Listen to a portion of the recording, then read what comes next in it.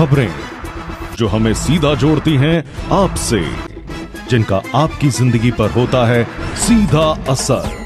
खबर का मतलब है एक भरोसा, और आपका भरोसा है हमारी जिम्मेदारी। ATL टीवी, भरोसा अलवर का।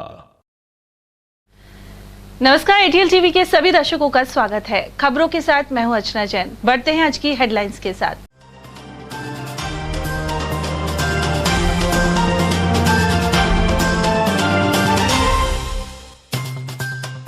शातिरों ने समाज सेवी दौलतराम हजरती से की 3 लाख की ठगी। मां की बीमारी के बहाने बैंक खाते से किया फ्रॉड। ग्रामीणों और शुभचिंतकों की भीड़ ले जाकर CMHO शर्मा फिर कुर्सी पर हुए काबिज। हाई कोर्ट स्टे के बावजूद नहीं संभाल पा रहे थे कार्यभार। शहर में विकास कार्यों और पट्टों सहित कई मुद्दों पर UIT में हुई बैठक। चेयरमैन एवं कलेक्टर सेन पहली बार पहुंचे नगर विकास न्यास। और मांगों को लेकर ANM ने निकाली रैली। चिकित्सा कार्यालय पर धरना भी है जारी। और अब खबरों को हम जानेंगे विस्तार से। अलवर जिले के कुछ इलाके जहां साइबर ठगों की पनाहगाह है, वहीं अनेक स्थानीय निवासी भी आए दिन ठगी का शिकार हो रहे हैं। शहर के निवासी समाजसेवी दौलतराम हजरती के साथ ही 3 लाख रुपए के फ्रॉड का प्रकरण सामने आया है। आइए जानते हैं कि पूरा मामला क्या है। ऑनलाइन ठगी की वारदातें थमने का नाम नहीं ले रही। शातिर आए दिन नए तरीके अपनाकर वारदातों को अंजाम दे रहे हैं। पुलिस ने अलग से साइबर थाना बनाने के साथ ही कई दावे किए, लेकिन ठगी का दौर जारी है। इसी कड़ी में अलवर के समाजसेवी दौलतराम हजरती से 3 लाख रुपए की ठगी सामने आई है। ठगों ने अमेरिका से परिचित बनकर फोन किया और मां की बीमारी का बहाना बनाकर वारदात को अंजाम दिया। दौलतराम हजरती ने बताया कि उनके फोन पर अमेरिका से सोनू कुमार नामक व्यक्ति का फोन आया कि वह उसके साले का दोस्त आकाश रावत है और उन्होंने हजरती के अकाउंट में 3 लाख रुपए भेजे हैं। साथ ही कहा कि मां का दिल का ऑपरेशन होना है, इसीलिए SBI के इस अकाउंट में 3 लाख रुपए ट्रांसफर किए गए हैं, जिसे हजरती उन तक रकम पहुंचा दे। इसी बीच हजरती पर विश्वास जमाने के लिए शातिरों ने SBI कर्मचारी बनकर फोन करवाया कि उनके खाते में 3 लाख रुपए आए हैं, जिन्हें वे 24 घंटे बाद निकाल सकते हैं। हजरती पर दबाव बनाने के लिए आकाश ने रोते हुए एक और फोन किया कि वे ऑपरेशन के लिए खुद के खाते से राशि भेज दें और एक दिन बाद उन्हें कथित तौर पर आकाश द्वारा भेजी गई राशि मिल जाएगी। इसके बाद हजरती ने मानवीय आधार पर 2 लाख रुपए चेक से आकाश के खाते में ट्रांसफर कर दिए एवं 1 लाख की राशि ऑनलाइन भिजवा दी। इसके बाद कथित बैंक से आए फोन पर जब उन्होंने संपर्क किया तो फ्रॉड का पता लगा। इस प्रकरण में साइबर थाने में अज्ञात लोगों के खिलाफ मामला दर्ज करवा दिया गया है। मेरे साथ ठगी इस प्रकार से हुई कि मेरे पास में USA से किसी व्यक्ति का फ़ोन आया था और उन्होंने कहा मैं आपके रिश्तेदारी में जो साले लगते हैं उनका दोस्त हूँ और आपके साले ने 3 लाख रुपए आपके SBI अकाउंट में ट्रांसफ़र किए हैं। मैंने कहा मैं ऐसे नहीं मानता, या तो मेरे साले का फ़ोन आए या जो है बैंक से फ़ोन आए। तो तुरंत थोड़ी देर बाद मेरे पास बैंक से फ़ोन आ गया, उसमें लिखा हुआ स्टेट बैंक ऑफ इंडिया।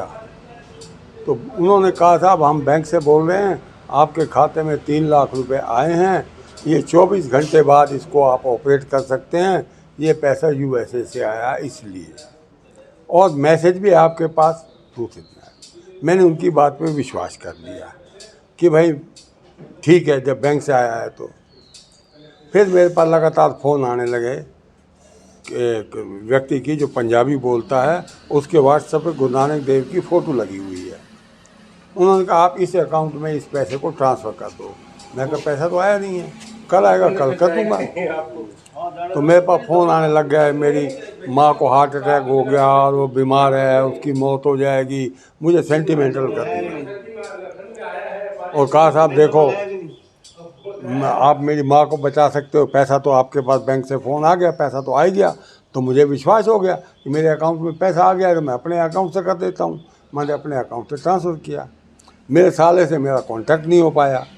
उनको कहा भाई आप मेरे साले से बात कराओ। मेरे साले के नाम से किसी का फ़ोन आया तो मैंने कहा यार मुझे शक हो गया। मैंने कहा तुम पंजाबी बोलो, हम पंजाबी हैं। उसने कहा ठीक है मैं बाद में बात करता हूँ। तो वो फ्रॉड था। कितने पैसे निकले क्या? और 3 लाख रुपए मैंने उनके अकाउंट में ट्रांसफ़र कर दिए। दूसरे दिन सुबह मेरी साले से बात हुई, उन्होंने कहा जीजा जी मैंने तो कोई पैसा ट्रांसफ़र आपको नहीं किया है। फिर जिस आदमी का फ़ोन आता था मैंने उसको फ़ोन किया तो उसको मेरे पास में रिप्लाई आ गया, कहने लगा जी मैंने किया है। मैं तो तुम कौन होते हो मेरे अकाउंट में ट्रांसफ़र करने वाले। फिर मैं बैंक में गया, मैनेजर साहब को मिला, उन्होंने सारा चेक किया, बोले जो आपने पैसा भेजा है किसी कानपुर में, कोई ये अकाउंट कानपुर में है और ये पैसा उस अकाउंट से भी जा चुका है और आपके अकाउंट में कोई पैसा नहीं आया, ये फ्रॉड है ना। कुल मिलाकर ऐसे मामलों में कमी लानी है तो लोगों को भी अपने स्तर पर बेहद सतर्क रहना होगा। इसके अलावा पुलिस को भी जल्द ऐसे मामलों का खुलासा कर शातिरों को पकड़ने की रफ्तार बढ़ानी होगी। और वहीं शहर में मोहल्ला हजूरी गेट में एक महिला को नशीला पदार्थ सुंघाकर बदमाशों ने 50,000 की नकदी और सोने चांदी के जेवर पार कर लिए। 70 वर्षीय गोमती देवी बालकनाथ जी के मंदिर के पास रहती है, जबकि उनके दोनों पुत्र बाहर रहते हैं। इसी दौरान अकेली देखकर बदमाशों ने वारदात को अंजाम दिया। मदर आराम कर रही थी यहाँ पे करके, जो उसकी नींद लग गई, उसमें उस कारण से इसको किसी ने कुछ सुंघा दिया। उसके बाद पता नहीं कौन आया था कौन नहीं आया था, तो इसमें से कारण बक्सा खुला मिला, उसमें साड़ियाँ सामान और 54,000 रुपये थे, उसमें से वो सारे लापता मिले। और क्या क्या था उसमें? उसमें जेवर वगैरह थे, सोने चांदी की तरह की जो भी है सारी चीज़ें। फिर आपको बैंक साले तो मिली? जी हाँ, उसके बाद उस टाइम मेरा भांजा आया था, उसने करना था इसको आवाज़ दी पूजा करने के लिए, तो ये फिर क्या है कि उठी तो चक्कर खाती नहीं उठी, तो इसको ऐसा मालूम हुआ कि हमको कि भाई इसको किसी ने कुछ दिया है। उधर कोतवाली थानाधिकारी प्रमोद सिंह के अनुसार वृद्धा को नशीला पदार्थ सुंघाकर नकदी एवं जेवरात पार करने की जांच की जा रही है। दिनांक 22/5/2023 को श्री जय भगवान पुत्र स्वर्गीय श्री नारायण साय ने एक रिपोर्ट दर्ज कराई कि मेरी माता जी श्रीमती गोमती देवी जो हुजूरी गेट बालकनाथ मंदिर के पास पुराने मकान में रहती है, हम दोनों भाई दूसरी जगह रहते हैं। किसी अज्ञात व्यक्ति ने समय करीब 4-5 बजे के बीच में उन्हें कोई नशीली वस्तु खिलाकर ये सुंघाकर उनके जेवरात और 50,000 रुपये लेकर चले गए। इस बात की हमें सूचना मिली, तब हम वहाँ पहुँचे तो मेरी माता जी बेहोशी की हालत में थी, हम हॉस्पिटल लेके गए थे, उनका इलाज करवाया। इस संबंध में मुकदमा दर्ज हुआ जिसका अनुसंधान किया जा रहा है। निलंबित सीएमएचओ डॉक्टर श्रीराम शर्मा को आखिरकार उनकी कुर्सी फिर से मिल गई। बुधवार को श्रीराम शर्मा हाईकोर्ट स्टे की कॉपी के साथ सीएमएचओ कार्यालय पहुंचे।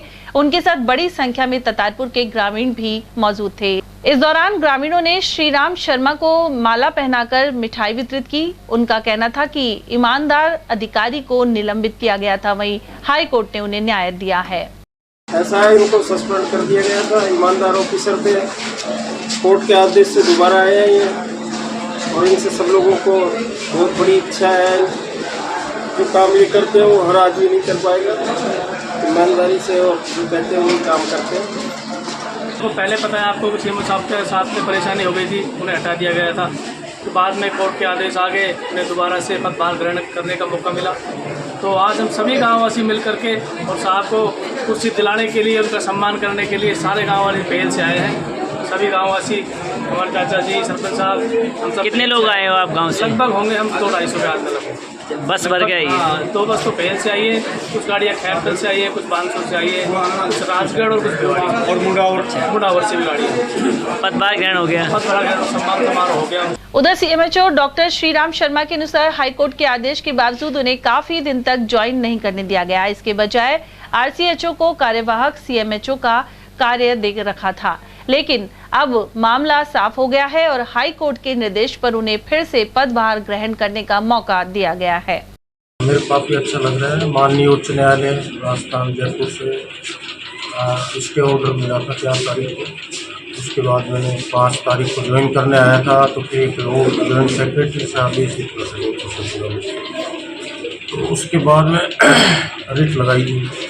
उसके बाद में उच्च न्यायालय ने आदेश दिया कि आप ज्वाइन करें। आज ज्वाइन तो 5 तारीख को ही कर लिया था, पर वो फिर RCHO को बताया था उसके बाद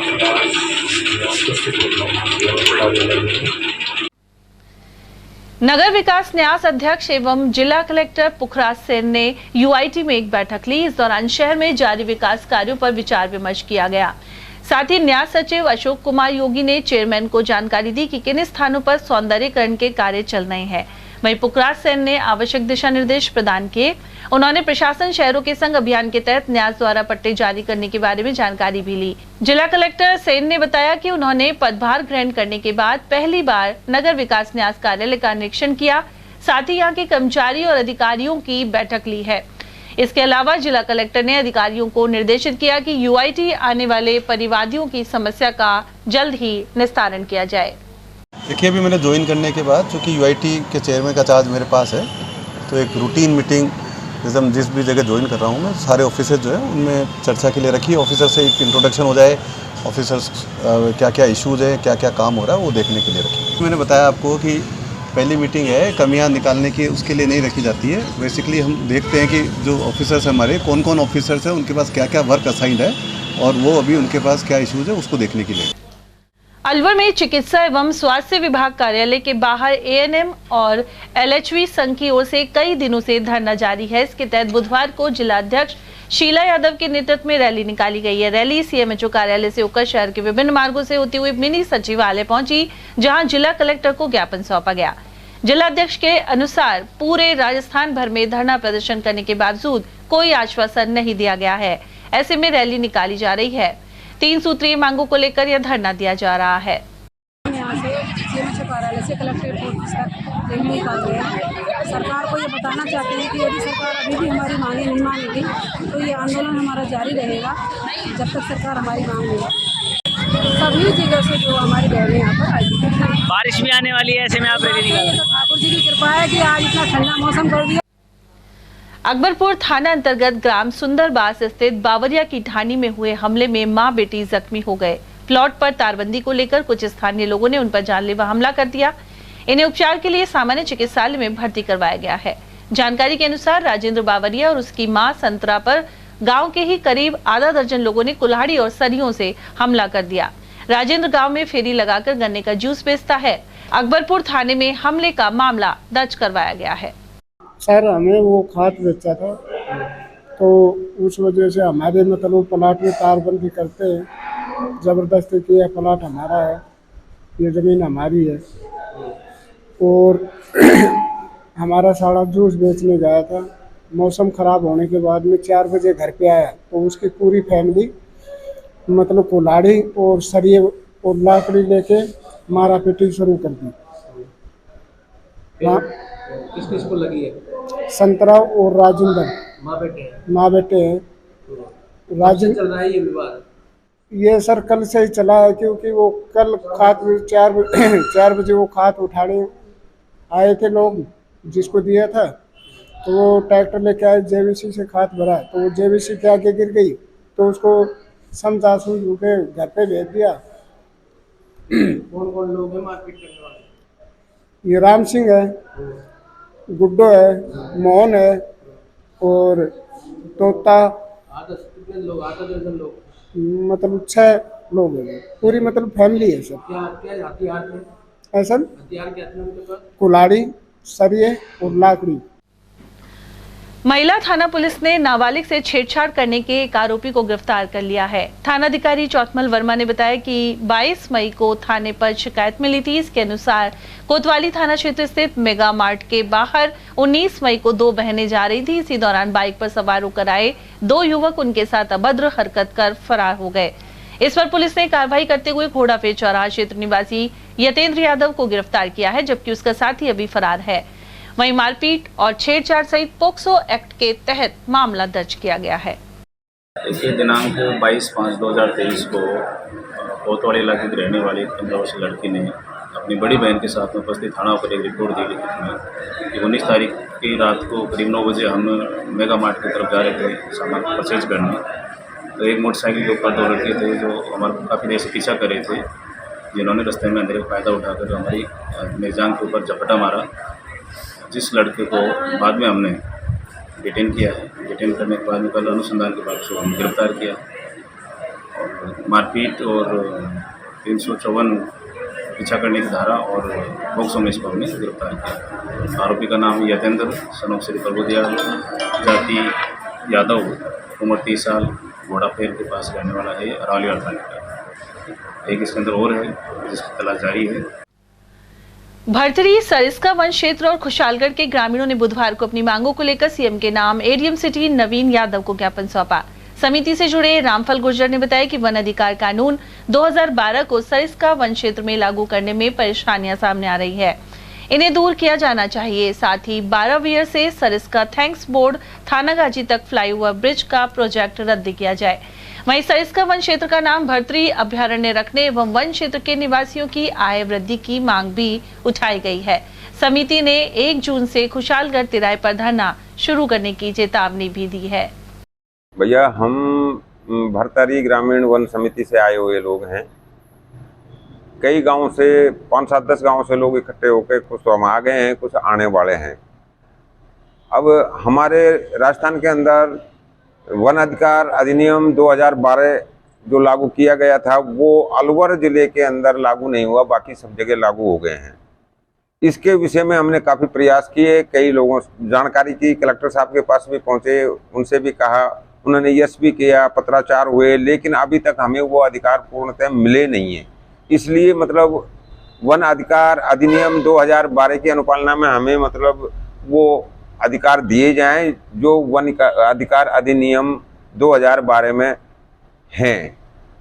दूसरा, जो मतलब ये सरिस्का वन क्षेत्र का नाम रखा गया है, ये हमेशा से अनादिकाल से भर्तरी की छींट के नाम से रहा है, इसलिए इसका नाम भर्तरी वन क्षेत्र रखा जाए।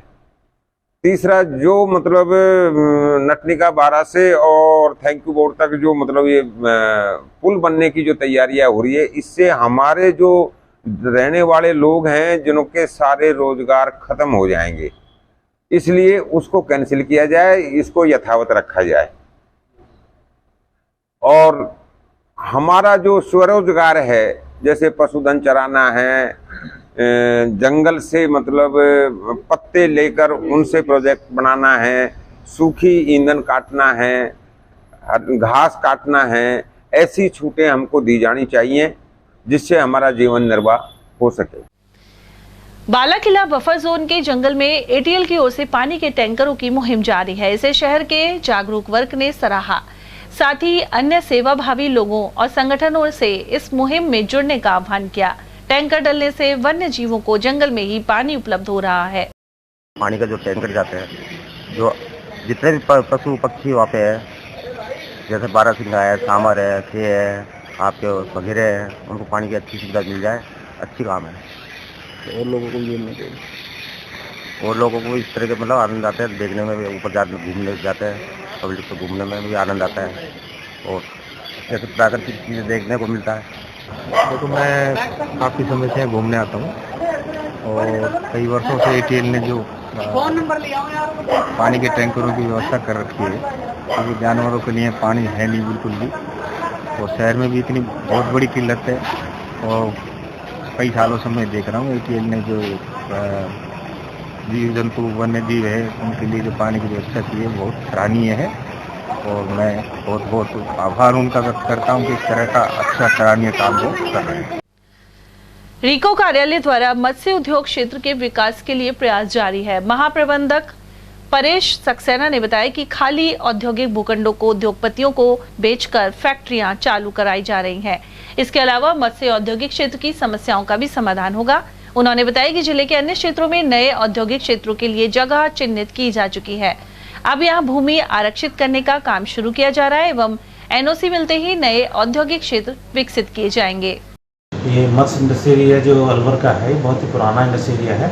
इसमें पूर्व में कई ऐसी फैक्ट्रियाँ थी जो कई लोग इन्वेस्टमेंट पॉइंट ऑफ व्यू से ले रखे थे, उन्होंने मान लिया नहीं चला पाए फैक्ट्री तो बंद पड़े थे प्लॉट्स, तो अब उनको ज़्यादातर कैंसिल करके जैसे भी है नोटिस वगैरह दे के उनको छोटे छोटे पार्ट्स में हमने सब डिवाइड करके नई प्लानिंग करके, और अब जिन इंडस्ट्री हमने जिन लोगों को अलॉट किया, जिन जो चाहते इच्छुक थे, काफ़ी लोगों का रुझान था यहाँ के लिए अलवर में उद्योग लगाने का, तो उनके हिसाब से हमने उनको जो है दोबारा प्लानिंग करके और उनको दोबारा से ये ऑप्शन किया है। तो वो सभी लोग ऐसे हैं, इस समय सभी के कंस्ट्रक्शन चल रहे हैं, सभी इंडस्ट्रीज जो है बहुत अच्छे ढंग से काम करने की इच्छुक है वो लोग। तो वो अच्छा विकास, अभी ये एक्सप्रेस वे बना है उसकी वजह से और लोगों का रुझान है। तो सब लोग जैसे मान लीजिए कोई बंद फैक्ट्री पड़ी है उसको भी नोटिस दे रहे हैं, वो भी अपना किसी दूसरे को ट्रांसफ़र करें, कम से कम फैक्ट्री चले। तो उस हिसाब से जो है वो सबके हमारा प्रयास ही है कि जल्दी जल्दी औद्योगिकरण अधिक से अधिक हो, जो इंडस्ट्रीज आएँ वो अपने अच्छे उद्योग लगाएँ और वो चलें सभी, ऐसा नहीं कि बंद पड़े रहें प्लॉट और जो। ये एक्सप्रेसवे अलवर के लिए एक तरह से वरदान साबित होगा, क्योंकि अब तक जो है कोई डायरेक्ट कनेक्टिविटी नहीं थी दिल्ली से या कहीं से बड़े बड़े स्टेशन से। तो एक्सप्रेसवे जो है ये MIA से लगभग 15 किलोमीटर ही आगे शीतल जगह है, वहाँ से ये चढ़ा है, इंटरचेंज है इसका। तो इससे MIA से जो मान लीजिए ट्रक्स वगैरह उनके जाते हैं साधन, उनको सीधा एक्सप्रेसवे जाके देश के किसी कोने में जा सकते हैं। तो उससे इनको काफ़ी फ़ायदा मिलेगा। और MIA के लिए जो अब तक जो है ड्रॉबैक था कि ये मेन रोड पे, मेन हाईवे पे नहीं स्थित था, तो वो फ़ायदा अब मिल सकेगा। और लोगों का अच्छा रुझान है कि वो चाहते हैं कि हम MIA में लगाएं। चूँकि हमारे पास प्लॉट की कमी है, यहाँ पे प्लॉट है नहीं, एक तरह सेचुरेटेड एरिया हो चुका है। तो अब हम और नए औद्योगिक क्षेत्र बनाने के लिए नई ज़मीनें चिन्हित की हैं बजट योजनाओं के अंतर्गत, और जिनके लिए अब प्रयास ये है कि अभी हमें NCR की वजह से अभी हमें स्वीकृति नहीं मिल पा रही है NCZ से की, तो उसके लिए हम चाहते हैं कि वो ज़मीनें आरक्षित हो जाएँ। कलेक्टर साहब ने आश्वासन दिया है, इसके लिए हम बहुत प्रयास कर रहे हैं हम लोग कि आरक्षित हो जाएं, जिससे जब भी वहाँ स्वीकृति आए NCR की उसके लिए तो हम नए, तो हमें आवंटन हो जाए और हम नए उद्योग क्षेत्र स्थापित कर सकें। बड़े ग्रुप्स का तो ऐसा है कि इस समय हमारे पास भूखंड की कमी है, इस समय बड़े भूखंड अवेलेबल नहीं है, मगर जो भी अवेलेबल हैं उनका हम लगातार ये ऑप्शन में से थ्रू ऑप्शन कर रहे हैं और अच्छी अच्छी इंडस्ट्रीज आ रही हैं और ये उद्योग अच्छे से अच्छे उद्योग लगेंगे।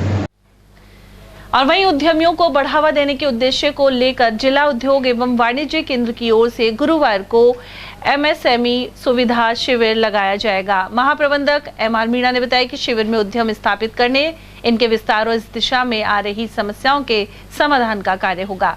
साथ ही इच्छुक उद्यमियों और युवाओं को उनकी पात्रता के अनुसार विभिन्न योजनाओं के आवेदन पत्र भरवाए जाएंगे। MIFC हर जिला उद्योग केंद्र में राजस्थान सरकार ने स्थापित की हैं, और जो भी एंटरप्रेन्योर है या कोई यूथ है अपना धंधा करना चाहता है, तो MIFC में हम मार्गदर्शन तो देते रहते हैं, पर ACS और कमिश्नर महोदय के निर्देश हैं कि प्रत्येक माह के अंतिम शुक्रवार में जिला उद्योग केंद्र में MIFC के लिए कैंप लगाना है, इंडस्ट्रियलिस्ट को जानकारी देनी है, उनकी समस्याएं सुननी है, और जो भी स्कीम्स हैं हमारी उनके बारे में उनको अवगत कराना है। एक प्रकार से MIFC का मुख्य पर्पज़ हैंड होल्डिंग सपोर्ट करना है। कितना बजे से कितना बजे तक? ये 11 बजे से चालू रहेगा, और कोई भी जो भी अपना जो हमारी स्कीम्स हैं, MLEPY है, मुख्यमंत्री लघु उद्योग प्रोत्साहन योजना, प्रधानमंत्री रोजगार सृजन कार्यक्रम, डॉक्टर भीमराव अम्बेडकर राजस्थान आदि दलितवासी प्रोत्साहन योजना, इसके अंतर्गत जो अपना खुद का व्यवसाय करना चाहते हैं वो फाइनेंशियल सपोर्ट के लिए हैं, बैंकों के माध्यम से गवर्नमेंट स्पॉन्सर्ड स्कीमें हैं, तो इनके आवेदन पत्र तैयार करवाए जाएंगे। और जो भी कोई आएगा कल, उसके हम निःशुल्क आवेदन पत्र तैयार करवाएंगे। और Rajasthan investment promotion scheme, firm registration, जो हमारी विभागीय योजनाएं हैं उनके भी आवेदन पत्र यदि कोई भरना चाहे तो वो भर सकता है। और जैसे फर्म रजिस्ट्रेशन किसी को करवाना है तो हम सेम डे जारी करेंगे, किसी को IEC कोड लेना है तो वो भी हम सेम डे जारी कर देंगे, किसी को बिजनेस रजिस्ट्रेशन करवाना है वो भी हम करवाएंगे। तो इस कैंप के माध्यम से जो खुद का व्यवसाय करना चाहते हैं एंटरप्रेन्योर, जो इंडस्ट्रियलिस्ट हैं ऑलरेडी, उनको तो जानकारी मिलेगी, साथ में जो शिक्षित बेरोज़गार युवा हैं वो अपना खुद का व्यवसाय करना चाहते हैं, तो मैं आपके चैनल के माध्यम से आह्वान करता हूं कि कल जिला उद्योग केंद्र में 11 बजे से हमने कैंप रखा है, इसमें अधिक से अधिक मात्रा में आएँ और जो राज्य सरकार की स्कीम है उनका लाभ लें। हम उनके साथ हैं, पूरी तरह उनका सहयोग करेंगे, हैंड होल्डिंग सपोर्ट करेंगे। भारतीय खेल प्राधिकरण की ओर से हॉकी और शूटिंग के खिलाड़ियों की चयन प्रक्रिया इंदिरा गांधी स्टेडियम में शुरू हुई। इस दौरान खिलाड़ियों ने ट्रायल दिए। खेल प्रशिक्षण केंद्र प्रभारी शिव कुमार सैनी ने बताया कि इन दोनों खेलों के लिए आवासीय और गैर आवासीय योजना के तहत 56 खिलाड़ियों का चयन किया जाएगा।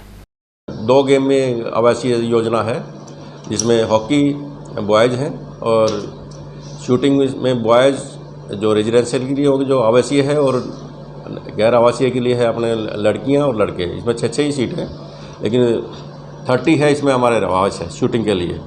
तो इसमें टोटल हमारे पास 56 है हॉस्टल के लिए। टोटल संख्या ही हमारी 56 है, मतलब इस टाइम जो हमारा हॉस्टल है साई का, जिसमें ट्रायल है 2 दिन चलेंगी।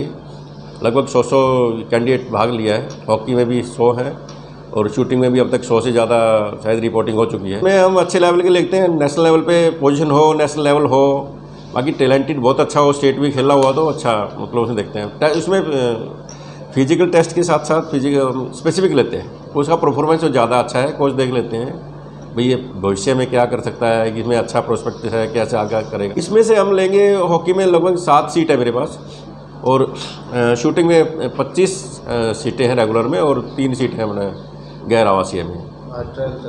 हाँ, जो आज ट्रायल है इनका रजिस्ट्रेशन हो चुका है। बरसात के कारण थोड़ा सा इंडोर के टेस्ट हमने हाइट वेट ले लिया है। शाम को देखते हैं, शाम का ये फिजिकल ग्राउंड का टेस्ट है आज, कल से हम स्पेसिफिक होगा। भाजपा सांसद दिया कुमारी का दिल्ली मुंबई एक्सप्रेसवे के समीप ग्राम शीतल में स्वागत किया गया। कामा विधानसभा से प्रत्याशी यास्मीन खान और डॉक्टर तैयब हुसैन के नेतृत्व में सर्व समाज के सैकड़ों लोगों ने उनका स्वागत किया। राजकुमारी दिया कुमारी थानागाजी में एक मंदिर के अनावरण कार्यक्रम में भाग लेकर दिल्ली लौट रही थी। इस दौरान आयोजित स्वागत कार्यक्रम में सर्व समाज की ओर से उन्हें तलवार भेंट की गई, साथ ही 51 किलो की माला से उनका स्वागत किया गया। इस दौरान मुबारक खान, एच.ए. खान, महेंद्र चौहान, ओमवीर सिंह, कैप्टन खान, अखिलेश वर्मा, इजराइल, सीताराम अग्रवाल, नेपाल सिंह नरूका, महेंद्र सिंह नरूका, रंजीत सिंह, बने सिंह और अनिल जादौन सहित सैकड़ों लोग उपस्थित रहे। थानागाजी अलवर मेरा आना हुआ था। वहाँ पर राम मंदिर, भव्य राम मंदिर का लोकार्पण का कार्यक्रम था, प्राण प्रतिष्ठा का कार्यक्रम था, और अब मैं दिल्ली जा रही हूँ। तो बिल्कुल रास्ते में सभी का धन्यवाद देना चाहूँगी कि आप लोगों ने इतना स्वागत किया, सम्मान दिया मुझे। थानागाजी में एक मंदिर का उद्घाटन करना आई थी, तो हमारे क्षेत्र से गुजर रही थी, इसलिए हमने उनका मान सम्मान किया यहाँ, क्योंकि वो सम्मान्य हैं हमारे जयपुर की महारानी, इसलिए हम लोगों ने सम्मान किया। उनका हमने यहाँ स्वागत किया था, हमें बहुत अच्छा लगा। वो यहाँ कुछ समय के लिए रुकी हैं। उद्यान विभाग की ओर से इस वर्ष काश्तकारों को बागवानी के लिए पौधे उपलब्ध करवाए जाएंगे। उप निदेशक लीलाराम जाट ने बताया कि इस बार 110 हेक्टेयर में पौधे लगाए गए हैं, जिनका वितरण काश्तकारों को किया जाएगा। इसमें आंवला और नींबू काश्तकारों के सबसे ज्यादा पसंदीदा पौधे हैं। इसके अलावा किसानों की मांग पर मौसमी और बेर का पौधा भी उपलब्ध करवाया जाएगा।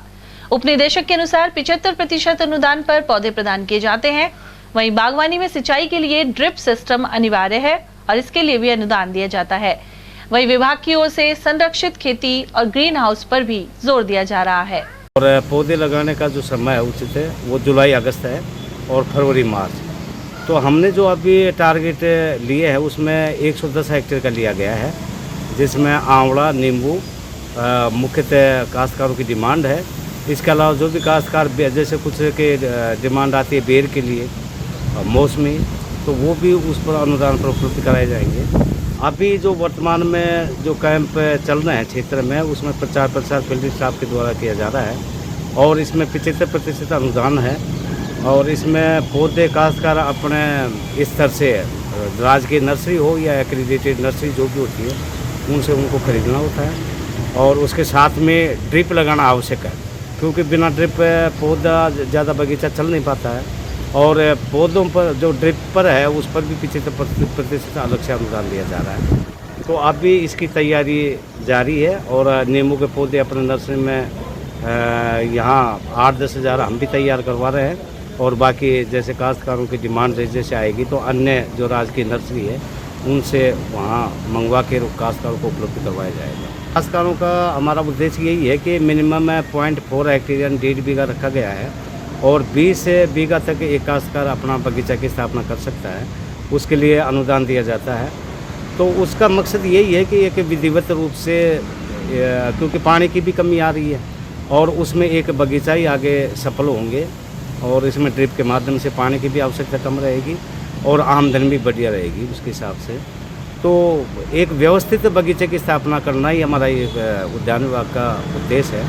साथ ही जो अब चल रहा है इसमें 50% इसमें संरक्षित खेती जो आजकल जोर दिया जा रहा है, कम पानी और कम क्षेत्र में अधिक आमदनी प्राप्त करने का, उसके तहत अभी ग्रीन हाउस के आवेदन प्राप्त किए गए थे जो जयपुर निदेशालय से उनके लॉटरी के माध्यम से चयनित काश्तकारों किया जाएगा। तो वो भी प्रक्रिया में है और इसके साथ में जल बचत के लिए अपना ड्रिप मिनी फव्वारा इसकी स्थापना की जाएगी, जिसकी अभी गाइडलाइंस 2-4 दिन में आ रही है। शहर में शांति कुंज स्थित आचार्य हस्ती चिकित्सालय में बुधवार को निशुल्क मस्तिष्क एवं स्पाइन रोग परामर्श शिविर लगाया गया। महावीर इंटरनेशनल केंद्र की ओर से लगाए गए शिविर में न्यूरो विशेषज्ञ डॉक्टर राजू अग्रवाल ने परामर्श दिया। केंद्र के अध्यक्ष जिनेंद्र जैन ने बताया कि लकवा, ब्रेन हेमरेज, साइटिका, सर्वाइकल, मिर्गी और माइग्रेन आदि के रोगियों को निःशुल्क परामर्श दिया जा रहा है। आचार्य हस्ती चिकित्सालय आज हमारे यहाँ पर डॉक्टर राजू अग्रवाल के द्वारा न्यूरो और स्पाइन रोग का शिविर लगाया गया, जिसमें अब तक 23 मरीज जो हैं वो लाभ ले चुके हैं। और राजू अग्रवाल जी वैसे नियमित रूप से बुधवार के बुधवार 1 घंटा हमारे यहाँ आते हैं।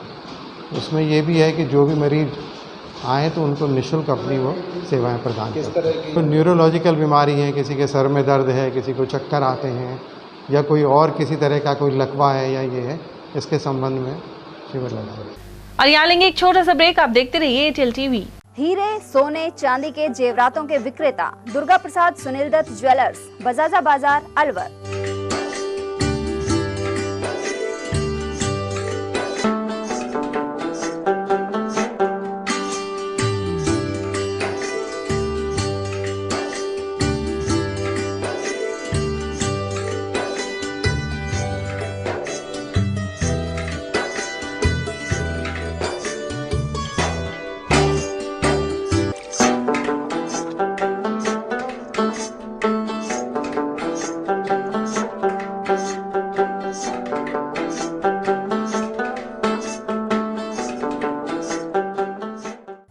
सोने चांदी के जेवरातों के विक्रेता Durga Prasad Sunil Dutt jewellers, Bajaja Bazaar, Alwar. Phone number 0144233853 and 2338।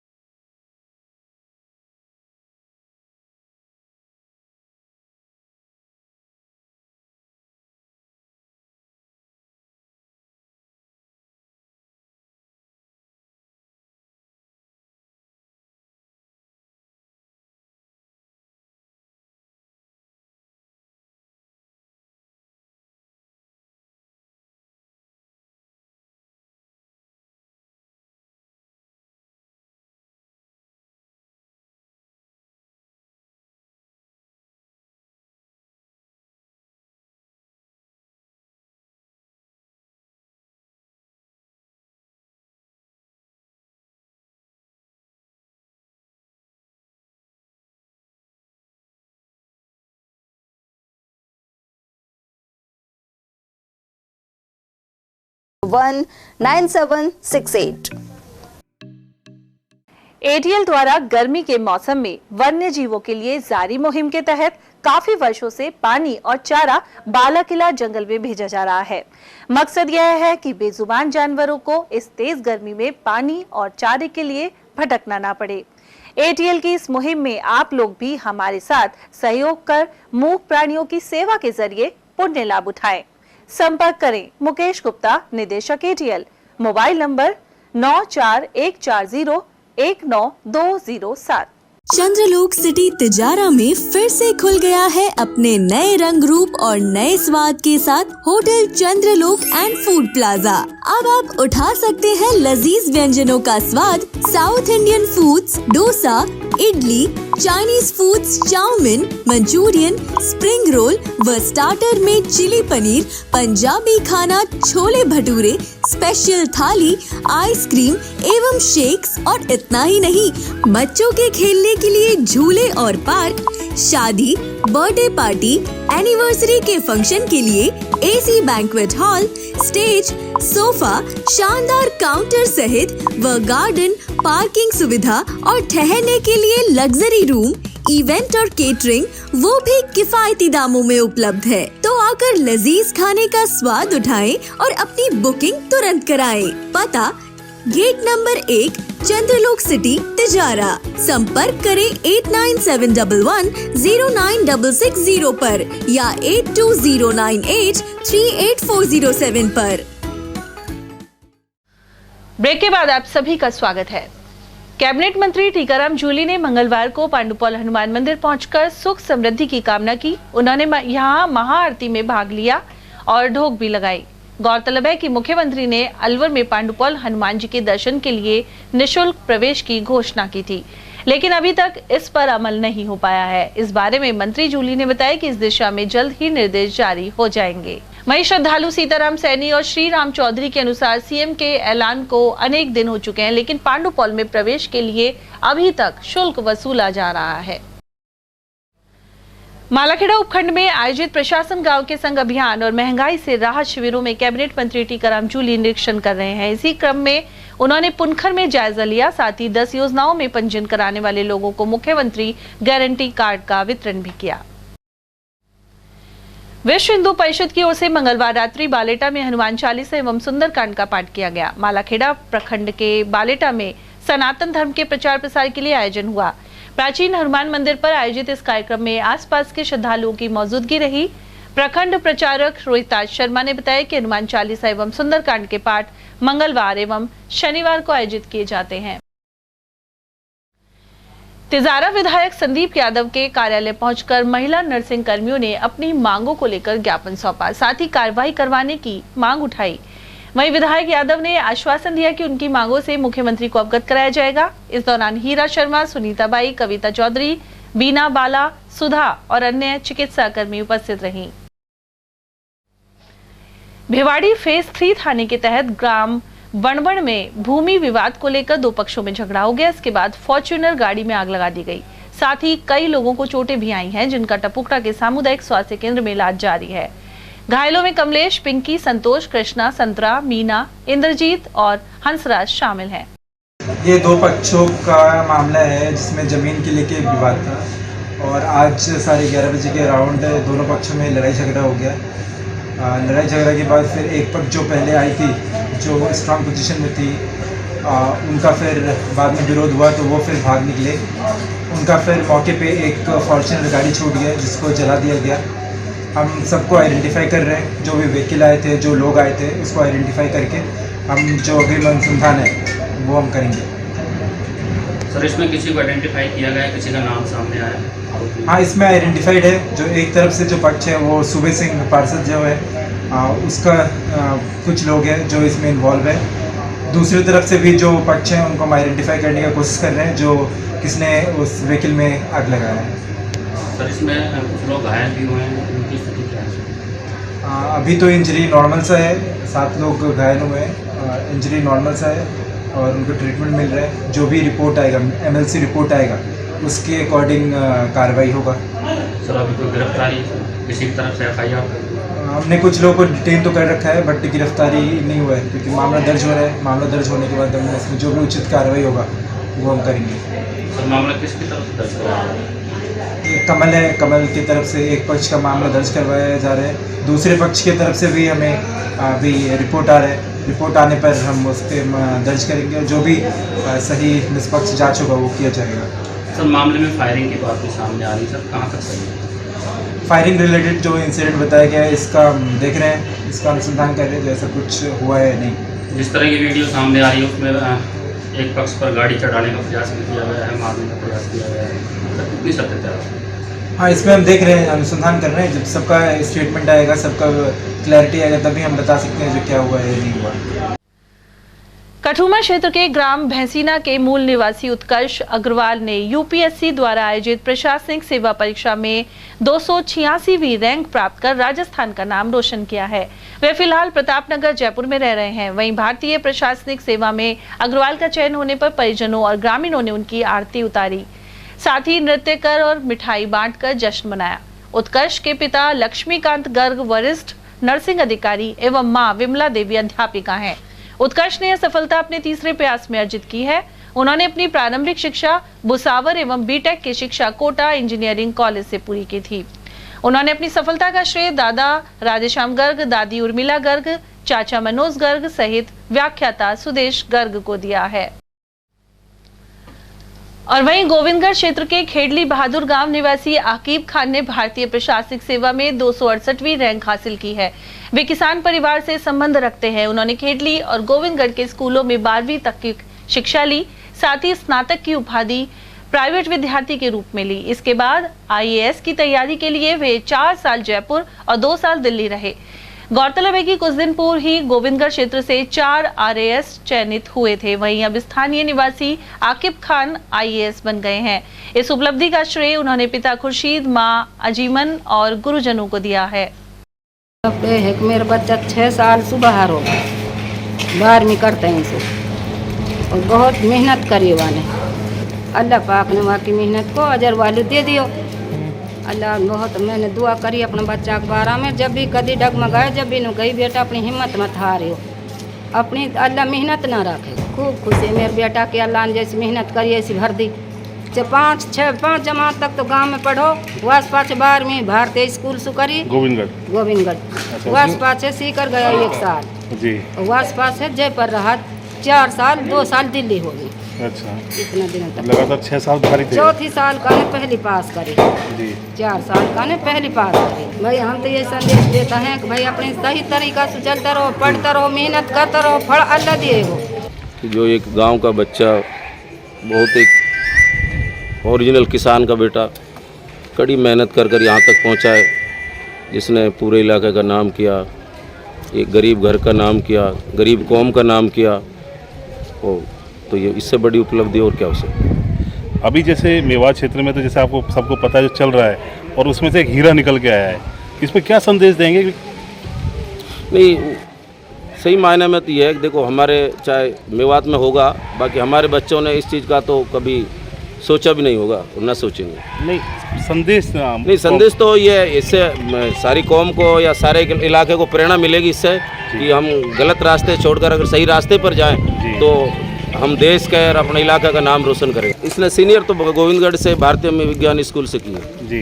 उसके बाद ग्रेजुएशन इसने मतलब प्राइवेट कॉलेज से किए और 12वीं के बाद ही तुरंत इन्हें आईएएस की तैयारी चालू कर दी। अच्छा, आईएएस बनने का मोटिव कहाँ से मिला?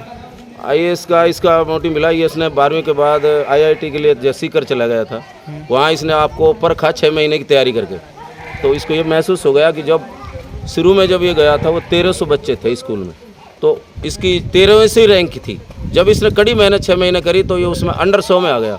तो आईआईटी में सिलेक्शन तो ना हुआ, लेकिन इसने ये पहचान लिया कि मैं कुछ कर सकता हूँ। नहीं, वो बचपन में तो देखो, बचपन में तो सही मायने में ये है कि हम गांव के लोग हैं, ना हमारे परिवार में से ना गांव में से कोई नौकर है, नहीं हम जाने। लेकिन बाकी एक मेरी अपनी खुद की जो सोच थी, वो पढ़ाई के प्रति वो बहुत अंदर से आत्मविश्वास भरा हुआ था कि मैं कुछ ना बन पाया, लेकिन मैं मेरी औलाद को कुछ बनाऊंगा। मैं इस क्षेत्र के लोगों को ये संदेश देना चाहूँगा कि पढ़ाई ऑल टुगेदर पूरा डिफरेंट मामला है, और जो यहाँ लोगों की सोच है वो पढ़ाई को लेकर बहुत अलग है जी। पढ़ाई में सबसे बड़ी चीज़ वो है कंसिस्टेंसी, मतलब आदमी को रुक के पढ़ाई करनी पड़ती है। बहुत लंबा टाइम लगता है, कई बार नहीं भी मिलती, पर ये बात याद रखना कि सक्सेस सिर्फ नौकरी लगना नहीं है जी।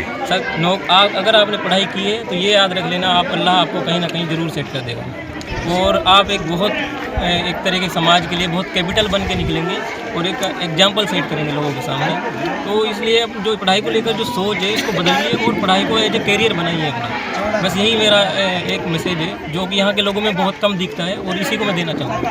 तो मेरा रह गया था, मेंस दिया था मैं, और वहाँ पे मेरा कैंडिडेचर भी कैंसिल हो गया था, तो मैं एकदम डिप्रेशन में चला गया था। तो और दूसरा अटेम्प्ट दिया फिर, और तो ऐसा लगता था यार ये जर्नी कभी ख़त्म भी होगी। तो ये डिप्रेशन हर इंसान में रहती है, पर ये जर्नी है, चलती रहेगी। आपको पढ़ाई में थोड़ा टिके रहना पड़ता है, अगर आप टिके रहेंगे तो इंशाल्लाह आपको कामयाबी जरूर मिल जाएगी। जनरली किसी ने आपको मोटिवेट किया हो एक IAS के लिए?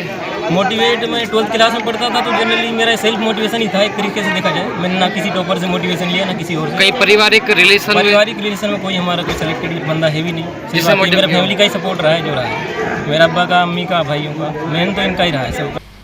ईस्टर्न कैनाल प्रोजेक्ट की DPR में संशोधन कर अलवर जिले के बांध और नदी नालों को शामिल करने को लेकर कस्बा अलावड़ा में एक बैठक हुई। सरपंच जुम्मा खान के निवास पर हुई बैठक में किसानों ने यह परियोजना जल्द लागू करने की मांग भी उठाई। इस दौरान डीग से आए किसान नेता मोहन सिंह गुर्जर ने कहा कि रियासत काल में रूपारेल नदी का पानी अलवर के नटनी का बारा से शुरू हो क्षेत्रीय बांधों को भरते हुए भरतपुर की मोती झील तक पहुंचता था, लेकिन वर्तमान में 400 फुट गहराई पर भी पानी नहीं मिलता। वहीं बैठक में गुरुबचन सिंह, सरपंच जुम्मा खान, चढ़ूनी किसान यूनियन के जिला प्रवक्ता वीरेंद्र मोर और समाज सेवी ताहिर ने भी अपने विचार रखे। साथ ही ईस्टर्न कैनाल को राष्ट्रीय योजना घोषित करने पर भी जोर दिया गया। वक्ताओं ने कहा कि गिरते जल स्तर के कारण राजस्थान में सिंचाई और पेयजल की समस्या विकराल रूप धारण कर चुकी है। वो विषय है, आपने ईस्टर्न राजस्थान कैनाल प्रोजेक्ट सुना? पूर्वी राजस्थान नहर परियोजना चंबल और चंबल की आसपास की 5-6 सहायक नदियों से 10,000 क्यूबिक मीटर पानी लिफ्ट करके राजस्थान के पूर्वी राजस्थान 13 जिलों में, वो तो है ये कि पूर्वी राजस्थान नहर परियोजना के नाम से 13 जिलों के सूखे बंद तालाब और सूखी नदियों को पुनर्जीवित करने के लिए और 80 विधानसभाओं के विभिन्न कस्बों के लिए पीने के पानी की समस्या के समाधान।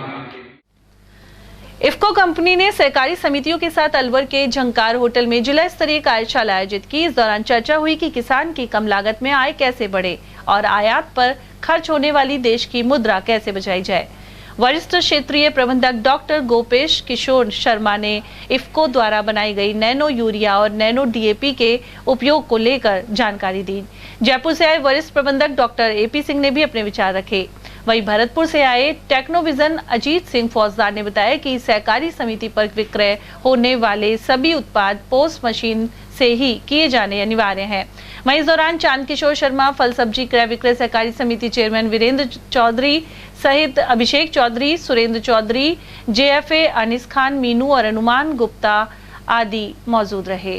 अलवर जिले में हमारे सभी समिति के व्यवस्थापकों के लिए नैनो उर्वरकों के उपयोग पे एक कार्यशाला का आयोजन किया गया, जिसमें नैनो तकनीक पे आधारित नैनो यूरिया तथा नैनो DAP के ऊपर विस्तृत रूप से चर्चा किया गया कि इसका उपयोग कैसे किया जाए, ये कैसे हमारे खेती, हमारी फसलों के लिए लाभदायक है तथा ये किसानों के लिए कैसे हितकर साबित होगा, क्योंकि उनका उर्वरक जो आज की यूरिया DAP उपयोग करते हैं उसकी खपत तो कम होगी, उनकी उपज बढ़ेगी और उनको आर्थिक रूप से इससे स्वावलंबन मिलेगा। साथ ही साथ इसका व्यवसाय करने से हमारी समितियों को क्या फायदा होगा, उसके बारे में विस्तृत रूप से बताया। भारतीय सिंधु सभा के प्रदेश संस्कृति एवं साहित्य मंत्री डॉक्टर प्रदीप गेहानी खैरतल पहुंचे। वे भगवान झूलेलाल मंदिर में आयोजित कैरियर सेमिनार में मुख्य अतिथि के रूप में शामिल हुए। डॉक्टर गेहानी ने कहा कि सिंधु सभा का शिक्षा के क्षेत्र में अहम योगदान रहा है। वहीं सेमिनार में कक्षा 10 से 12वीं तक के विद्यार्थियों को करियर गाइडेंस दी गई। इससे पूर्व सभी अतिथियों ने संत महात्माओं की प्रतिमा पर दीप प्रज्वलित कर कार्यक्रम का शुभारंभ किया। प्रदेश मंत्री गिरधारी लाल ज्ञानानी ने बताया कि मौजूदा पीढ़ी अपने करियर को लेकर भ्रमित हो रही है। ऐसे में यह सेमिनार आयोजित कर विद्यार्थियों को नवीन क्षेत्रों से अवगत करवाया गया है। इस दौरान आकाश इंस्टीट्यूट की ओर से 150 विद्यार्थियों को उपहार स्वरूप पुस्तकें भेंट की गई। खैरतल थाना अंतर्गत ग्राम खीरगिची में एक विवाहिता ने फंदा लगाकर अपनी जान दे दी। थाना अधिकारी अंकेश कुमार ने बताया कि कुठली मोहल्ला निवासी मुनेश कुमार ने इस बारे में रिपोर्ट दर्ज करवाई है।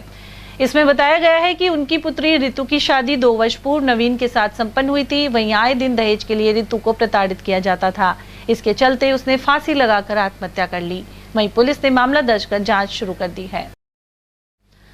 और अब बात करते हैं बड़ौदा मेवकी जहाँ कस्बे से श्री सूरजमल शिक्षण संस्थान के प्रांगण में नेत्र चिकित्सा और नेत्र लेंस प्रत्यारोपण शिविर का आयोजन किया गया। मेजर धीर सिंह ने बताया कि यह उनका 5वां शिविर है। इस शिविर में दवा और जांच की सुविधा निःशुल्क प्रदान की गई। आगामी शिविर 31 मई को रामगढ़ में लगाया जाएगा। मैं ये बताना चाहूंगा कि इस वर्ष का ये 5वां कैंप है। पहला कैंप गंडूड़ा, दूसरा गोविंदगढ़, तीसरा रामगढ़, चौथा मुबारकपुर और आज ये 5वां बड़ौदा कैंप में निःशुल्क नेत्र चिकित्सालय और मोतियाबिंद लेंस प्रत्यारोपण शिविर लगाया जा रहा है। मैं मेजर धीर सिंह। इस कैंप में अमूमन 450 लोगों की ओपीडी और लगभग 50 लोगों के ऑपरेशन की सुविधा हम रखते हैं। समस्त मरीजों को हम जयपुर भेजते हैं निःशुल्क, वहां पे ऑपरेशन होकर के वापस आते हैं और 7 दिन बाद डॉक्टर साहब का दोबारा एक रिव्यू राउंड होता है जिसमें जो भी ऑपरेटेड पेशेंट्स हैं उनका हम रिव्यू देखते हैं। आई का कैंप लगाया जा रहा है जिसमें निःशुल्क मोतियाबिंद जैसी बीमारियों का ऑपरेशन किया जा रहा है। ये जो कैंप का आयोजन है भाई मेजर धीर सिंह जी के नेतृत्व में किया जा रहा है। ये बड़ा नेक और पुण्य का काम है। सभी बुजुर्गों को ये अपने सेवाएं दे रहे हैं और एक जो आँख का काम है, आई का काम है, ये बड़ा पुण्य का काम है। इससे एक नई जिंदगी मिलती है। शहर सहित जिले में कई जगह बुधवार को तेज हवाओं के साथ बारिश हुई। सुबह से ही आसमान पर बादल छाए रहे और वर्षा की वजह से गर्मी एवं लू का असर समाप्त हो गया। लेकिन दूसरी ओर तेज बारिश के बाद विवेकानंद नगर स्थित हरलाल का कुआं के पास एक मकान की छत गिर गई। इसके चलते एक महिला गंभीर रूप से घायल हो गई, जिसका सामान्य चिकित्सालय में इलाज जारी है। क्षेत्रीय निवासी रघुनंदन सिंह ने बताया कि महिला के जख्मी होने के साथ ही उसके घरेलू सामान को भी क्षति हुई है। घटना है कि पड़ोस का मकान की दीवार मकान पे आके गिर गई थी। तो नीचे महिला बैठी हुई थी, वो इसके नीचे दब गई, जो कम हालत सीरियस है, उसकी हॉस्पिटल में भर्ती है। तो किस तरह से गिरे मकान? ये मकान एकदम कमज़ोर घटिया सामग्री थी उसमें और सिंगल ईंट की पर्दी थी। पर्दे भी कोई सपोर्ट नहीं था उसके और मकान पे आके जाके गिरी। तो कितने लोग इसमें वो घायल हुए? एक तो महिला थी, 2 बच्चे थे, जो बच्चे तो आई नहीं करो, महिला पूरी दब चुकी थी। कितनी उम्र है महिला की? महिला की उम्र करीब 50-55 साल है। कहाँ कहाँ लगी? उसके सिर में चोट है और नाक कटी है उसकी पूरी, और पैरों में चोट है, पैरों में टाँका है, सिर में टाँका है, छातियों में। उसके अलावा कोई सामान कोई नुकसान हुआ? सामान जो भी अंदर था, बेल्ट बक्से सब पत्थरों से ईंटों से पूरा मलबे से दब गई। पड़ोसियों ने जब गिरी थी दीवार तो चिल्लाहट भरी, पड़ोसी सुन के भागे। उन्होंने पत्थरों को हटा के बहुत बड़ी मुश्किल मकसद करके 1 घंटे में उसको लेडीज को निकाली। शहर के वार्ड 11 में लोग सरकारी टैंकर नहीं पहुंचने से परेशान हैं। बाशिंदों ने पार्षद और जलदाय अधिकारियों पर लापरवाही के आरोप लगाए हैं। टैंकर नहीं आने के कारण वार्ड 11 के लोग जब वार्ड 12 में पानी भरने पहुंचते हैं तो वहां के लोग लड़ने पर उतारू हो जाते हैं। हमारे इस एरिया में टैंक 4-4 दिन में एक बार आता है, जैसे भीख मिल रही है। हाँ। उस तरीके से आपस में फिर विवाद होता है। जबकि इधर ये हजारी के मोहल्ले से लेके नीचे कोठी दशहरा तक 2-2 टैंक लगते हैं और जबकि लोग 5-5, 7-7 ड्रम भरते हैं और यहाँ 2-2 ड्रम भरते हैं, उसमें भी बड़े नाटक होते हैं। 4-4, 5-5 दिन में रिक्वेस्ट हाथ जोड़ने के बाद में अब रात को 10 बजे आपके टैंकर आया है तो आप खाना खाओगे या पानी भरोगे, बताओ। अब आप देखिए स्थिति, खाना खाएंगे या पानी भरेंगे, क्या करेंगे? रोटी कहाँ से बनाए, पानी नहीं है। इतनी जबरदस्त टैंक की कीमत बढ़ी, पानी की मारामारी चल रही है। इस मोहल्ले के अंदर पानी की कोई सुविधा नहीं है। आज सुबह भी JN को फोन करने के बाद भी कोई सुविधा नहीं मिली। पार्षद यहाँ कर देख नहीं रहा है। और अब आप क्या मानते हैं कि पार्षद अपने आदमियों को डला रहा है? सर देखिए, पानी का जो सुविधा है सर, हम जो रोजाना देख रहे हैं हजारी के मोहल्ले में, जातियों की हवेली के पूरे क्षेत्र में रोजाना टैंक आ रहे हैं और आज से नहीं, ये महीने भर पहले ही चालू हो चुकी है सुविधा वहाँ पर। पिछले साल भी यही था। लैब टेक्नीशियन संवर्ग ने अपनी लंबित मांगों को लेकर सीएम के नाम जिला कलेक्टर को आंदोलन का नोटिस दिया है। प्रदेश अध्यक्ष श्रीराम मीणा और संयोजक रामप्रसाद चौधरी के अनुसार यह संवर्ग सरकार की तमाम योजनाओं में पूरा सहयोग कर रहा है। इसके बावजूद सेवा शर्तों और पदनाम संशोधन से जुड़ी मांगे नहीं मानी जा रही हैं। इसके चलते 5 से 7 जून तक काली पट्टी बांधकर 2 घंटे कार्य बहिष्कार किया जाएगा। राजस्थान के समस्त जिलों में अखिल राजस्थान लेबोरेटरी टेक्नीशियन कर्मचारी संघ, निदेशालय, मेडिकल कॉलेज, LA, संविदा निविदा वाले सभी लैब टेक्नीशियन साथियों ने सरकार को अपनी लंबित मांगों को नज़रअंदाज किए जाने के लिए नोटिस और ज्ञापन दिया गया है। मैं आपको बताना चाहूँगा कि ये लैब टेक्नीशियन संवर्ग जो कि पिछले 10 वर्षों से अपनी लंबित मांगों के लिए प्रयासरत है और यही वो संवर्ग है जिसने कि कोविड काल में लाखों लोगों की जान बचाई, घर घर सैंपलिंग कार्य किया तथा जांच कार्य करते हुए लोगों की जान बचाई, जहां उन परिस्थितियों में कोई तैयार नहीं था। लेकिन चूंकि जांच इलाज है, जांच के बगैर इलाज संभव ही नहीं है और ब्लड बैंक में ब्लड कंपोनेंट का काम भी लैब टेक्नीशियन संवर्ग द्वारा ही किया जाता है। इसलिए इसकी महत्ता भी सिद्ध हो चुकी है कि लैब टेक्नीशियन अति विशिष्ट वैज्ञानिक कार्य करता है और सरकार को बार बार ज्ञापन और अपनी मांगों के लिए निवेदन किए जाने के बाद भी आज दिनांक तक मांगों का निस्तारण नहीं हुआ है। मैं माननीय जननायक महोदय से निवेदन करना चाहूँगा कि आप संवेदनशील हैं तथा कर्मचारियों के लिए लगातार आपके द्वारा घोषणाएं की जा रही कि आप मांगते मांगते थक जाओगे, लेकिन मैं देते देते नहीं थकूंगा।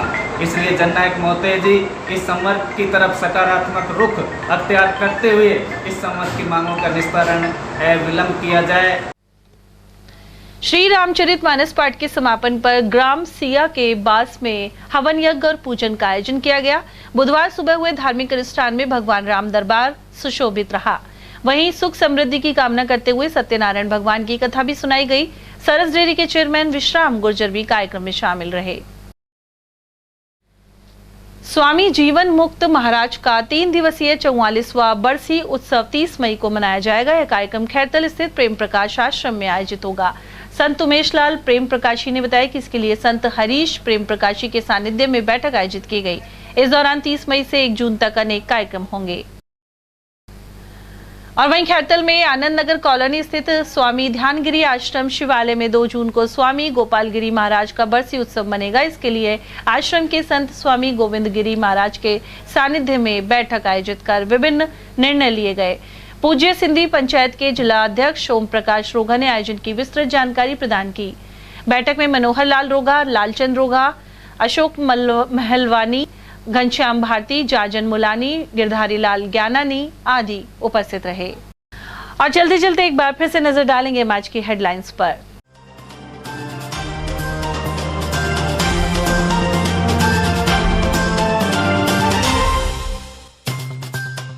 शातिरों ने समाज सेवी दौलतराम हजरती से की 3 लाख की ठगी। मां की बीमारी के बहाने बैंक खाते से किया फ्रॉड। ग्रामीणों और शुभचिंतकों की भीड़ ले जाकर सीएमएचओ शर्मा फिर कुर्सी पर हुए काबिज। हाई कोर्ट स्टे के बावजूद नहीं संभाल पा रहे थे कार्यभार। शहर में विकास कार्यों और पट्टों सहित कई मुद्दों पर यूआईटी में हुई बैठक। चेयरमैन एवं कलेक्टर सेन पहली बार पहुंचे नगर विकास न्यास। और मांगों को लेकर एएनएम ने निकाली रैली। चिकित्सा कार्यालय पर धरना भी है जारी। इसी के साथ आज खबरों में इतना ही। दीजिए अर्चना जैन को इजाजत। नमस्कार।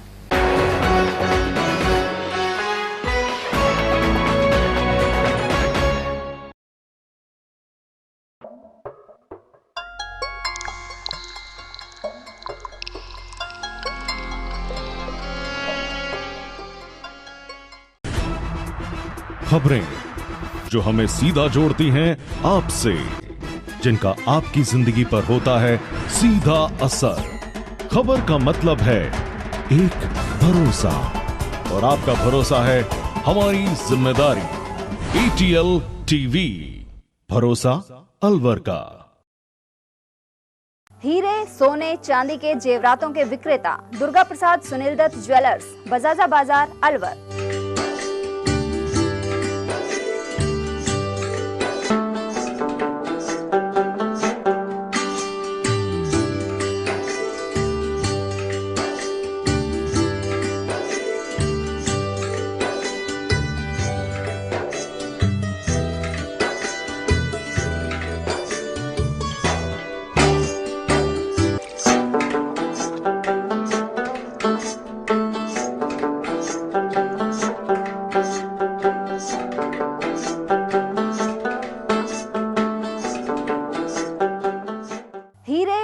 चांदी के जेवरातों के विक्रेता दुर्गा प्रसाद सुनील दत्त ज्वेलर्स, बजाजा बाजार, अलवर।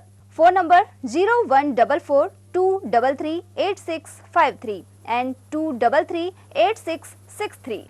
एटीएल द्वारा गर्मी के मौसम में वन्य जीवों के लिए जारी मुहिम के तहत काफी वर्षों से पानी और चारा बालाकिला जंगल में भेजा जा रहा है।